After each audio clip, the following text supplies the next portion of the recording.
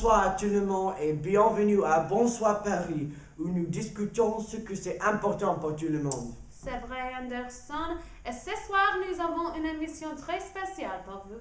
Nous chercherons les grandes histoires Des problèmes considérables. et les infos dont vous avez besoin.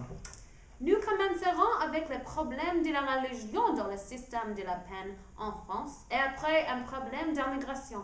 Et finalement, nous parlerons des changements qu'a fait le gouvernement français à fermer leurs jambes à fumer. Maintenant, écouterons Madame Barbara Walters avec notre premier segment. Bonsoir à tout le monde. Aujourd'hui, nous discutons la religion dans les prisons françaises, un enjeu très important et intéressant en France. Selon le contrôleur général du lieu de privation de liberté, Jean-Marie Delarue, c'est urgent que le principe de laïcité mis en œuvre. C'est particulièrement malheureux que les détenus n'ont pas les moyens de pratiquer leur religion en prison, il a dit dans une interview dans le journal du dimanche. Il est essentiel que les détenus puissent pratiquer leur religion en prison. Comme Delarue a dit, le droit de pratiquer une religion est une partie vitale de la société républicaine.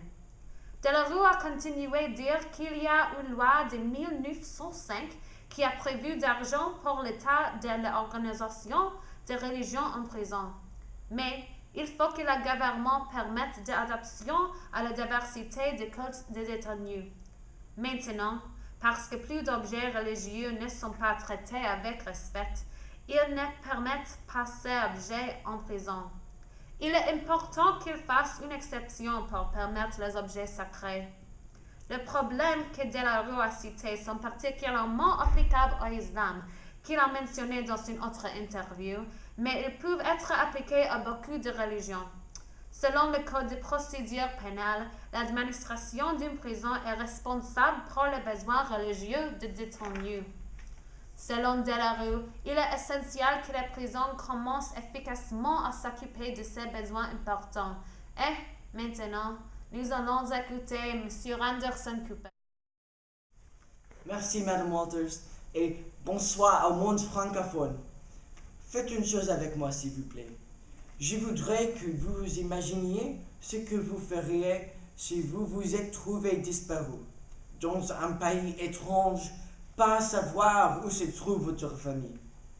Je ne sais pas ce que je ferais, mais ce que je viens de décrire, c'est la situation dont se trouvent maintenant des milliers d'immigrants tunisiens.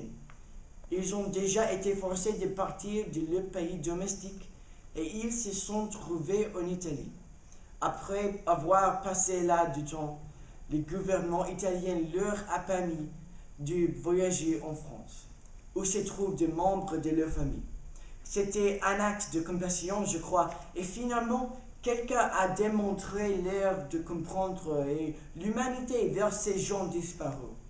Mais on doit penser aux implications internationales. Quand les trains italiens ont essayé d'aller à travers la frontière entre l'Italie et la France, les autorités françaises ont trouvé des problèmes apparents avec les papiers et la légalité de ce passé-là. Les immigrants n'ont pas été permis d'entrer en France et ils ont été forcés de retourner en Italie. Les autorités françaises ont dit que, bien que le gouvernement italien a leur donné la permission de partir, ils n'ont pas obtenu la permission du gouvernement français. Ce n'est pas juste que les Italiens veuillent donner essentiellement ces gens disparus à un autre pays. Ils auraient été une charge obligatoire à l'économie et à la société française. Enfin, ces disparus tunisiennes devraient se retrouver avec leurs familles, mais les deux gouvernements dans ce débat doivent faire une liaison et décider avec quelles conditions les immigrants peuvent entrer en France.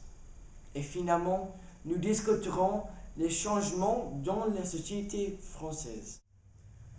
Combien de vos amis, de vos membres de famille fument des cigarettes? Que 2 personnes dans ma famille. Ah, moi aussi. Il est probable que ce nombre pour vous aussi soit très grand. Maintenant, le gouvernement français veut prendre des photos réalistes des problèmes de santé qui se trouvent en les fumeurs chroniques de cigarettes. Et les photos ne vont pas être petites, ils couvriront 40% des produits.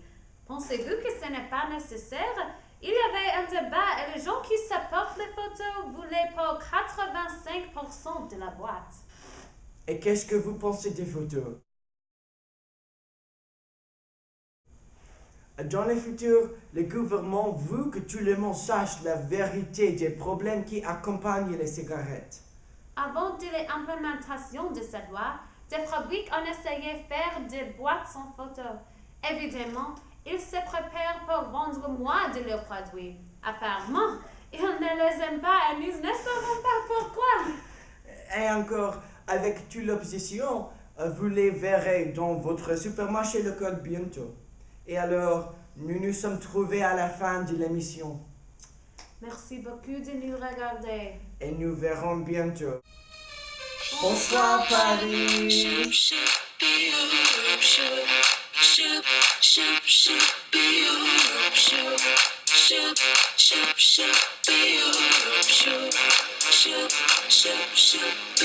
Sans arrêt, la même impression, les mêmes ennuis. Tu portes les torts, en plus de ça tu t'enfuis. Tu claques la porte, mais t'as pas compris, j'ai plus le temps pour ça.